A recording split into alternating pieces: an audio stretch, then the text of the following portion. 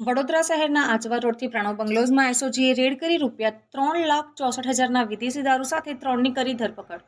વડોદરા શહેરના આજવા રોડ પર Ektanagar Bhavan's party plot પાસે પ્રણવ બંગલોઝમાં રહેતા રાકેશ કનોજિયાએ એમપીથી વિદેશી દારૂનો જથ્થો મંગાવ્યો છે અને એક્સયુવી કારમાં દારૂ આપવા માટે પ્રણવ બંગલામાં ઉતારાયો છે। ત્યારબાદ દારૂ શહેરમાં સપ્લાય કરવાના હોવાની બાતમી આધારે એસઓજીની ટીમે રેડ કરી હતી, ત્યારે ₹3,64,000ના દારૂ, કાર, મોપેડ, 3 મોબાઈલ અને રોકડ રકમ મળી કુલ ₹14,71,000ના મુદ્દામાલ સાથે બુટલેગર રાકેશ કનોજિયા, જેતુસિંહ ધનસિંહ દાવર અને સુરેશ વેસ્તા દાવર બંને રહે મધ્યપ્રદેશને ઝડપી પાડીને બાપોદ પોલીસ સ્ટેશનમાં સુપરત કરાયા છે।